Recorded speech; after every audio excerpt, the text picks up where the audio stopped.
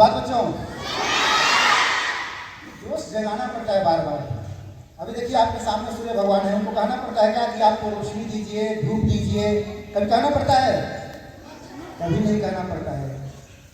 हमने सोचा कि आप लोगों को, जैसे हम सभी को पता है कि हम सबका परिवार होता है ना, वैसे ही सूर्य भगवान का भी एक परिवार है जिसे हम सौर मंडल कहते हैं। क्या कहते हैं? सौर मंडल। कोई विद्यार्थी बता सकता है कि जो सूर्य भगवान हैं उनके चारों तरफ जो चक्कर लगाते हैं उन ग्रहों की संख्या कितनी है? 8। आज से कुछ वर्ष पहले उनकी संख्या 9 थी, पता है ना? एक ग्रह था जिसको ग्रहों की सूची से बाहर कर दिया गया, उसका क्या नाम है? प्लूटो। किस वर्ष उसको बाहर किया गया?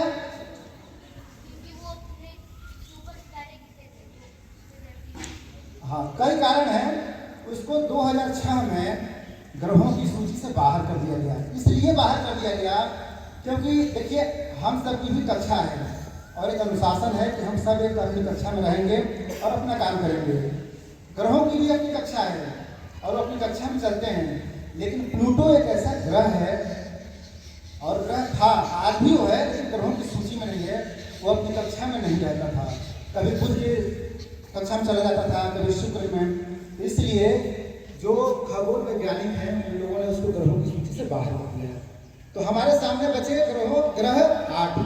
अब हम 8 को थोड़ा समझेंगे और इस दृष्टि से समझेंगे कि उनका हमारे जीवन से क्या संबंध है और उनसे हम क्या सीख सकते हैं। बड़ी आराम से बोलूँगा, आराम से समझिएगा। पहले देखिए उनका जो सिस्टम है उसको समझिए कि सूर्य के बाद बुध है, फिर शुक्र है, फिर पृथ्वी है, फिर मंगल है। ये 4 ग्रह हैं। उसके बाद से क्षुद्र पट्टी है। अब 4 ग्रह जो पहले के हैं ये आंतरिक ग्रह हैं और 4 ही बाहर भी हैं। बाहरी जो ग्रह हैं वो बृहस्पति है, शनि है, अरुण है और वरुण है। ये कितना अच्छा बैलेंस है कि जितना अंदर उतना बाहर, ये बैलेंस है। तब ये प्रकृति चल रही है, ब्रह्मांड चल रहा है। अब आप सभी को पता है कि सूर्य के सबसे नजदीक कौन ग्रह है? शुक्र है, ठीक है। सबसे पहले शुक्र है, मैं हिंदी में बता रहा हूं, आप ध्यान सुनिए। सब सूर्य है, इसके बाद से शुक्र है, फिर क्या है? पहले सूर्य, इसके बाद से है बुध, तब है शुक्र। तो जाहिर सी बात है कि सबसे गर्म ग्रह कौन होगा? अब आप सोच रहे होंगे कि सबसे पहले बुध है, तो बहुत से बच्चे बुध होगा, लेकिन ऐसा नहीं है। बुध नजदीक है, लेकिन वह सूर्य के नजदीक होते हुए भी बहुत गर्म नहीं है। इससे यह सिद्ध होता है कि हम किसी क्रोधित व्यक्ति के पास हों या किसी व्यक्ति के पास हों, हमें अपने स्वभाव में रहना है, उससे ज़्यादा प्रभावित नहीं होना है। उसके बाद से बुध के बाद से शुक्र है। सभी ग्रहों में सबसे गर्म ग्रह है शुक्र। क्यों गर्म है? ये बता सकता है? क्योंकि उसके पास कार्बन डाइऑक्साइड सबसे ज़्यादा है। तो हम समझ सकते हैं कि हमारे अंदर जो विशेषता होगी उससे हमारा जीवन प्रभावित होगा। मतलब सूर्य से शुक्र प्रभावित नहीं हो रहा है, शुक्र अपनी विशेषता से प्रभावित हो रहा है क्योंकि उसके पास कार्बन डाइऑक्साइड है। उसके बाद से है पृथ्वी। आप तो बता सकते हैं पृथ्वी दिवस हम कब मनाते हैं? कल कौन सा दिन है? कौन सा तारीख है? 22 अप्रैल है। और 22 अप्रैल को हम क्या मनाते हैं? पृथ्वी दिवस। तो पृथ्वी के बारे में जानना है। पृथ्वी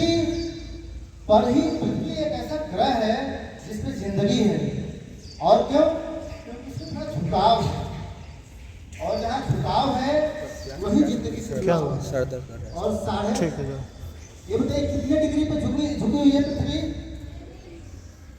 प्राइमरी के बच्चे बोल रहे हैं, आप बिल्कुल बोलते ही नहीं हो। पृथ्वी कितने डिग्री पे झुकी हुई है? 23.5 डिग्री पे। इस बच्चे की जोरदार ताली होनी चाहिए। और पढ़िए आप लोग, 23.5 डिग्री पे पृथ्वी झुकी हुई है और एक घूर्णन भी करती है और परिक्रमा भी करती है। घूर्णन वह स्थिति है कि जब अपनी ही जगह पे हम चक्कर लगाते हैं, मतलब एक अस्थायी जगह पे वो घूर्णन है, जिससे दिन और रात के होने की प्रक्रिया होती है। और जब चक्कर लगाते हैं, पूरा परिक्रमा करते हैं, तो क्या होता है, मौसम बदलता है। और यह इतना बैलेंस में है कि जिंदगी चल रही है। तो इस तरह से हमें भी अपने बैलेंस को बना के रखना होगा। पृथ्वी के बाद कौन सा ग्रह है, मंगल। अब देखिए पृथ्वी पर भी पानी है और मंगल पर भी पानी की खोज हो गई है, कल का खोज हो गया है, यानी कि वहाँ पर भी जिंदगी की उम्मीद है।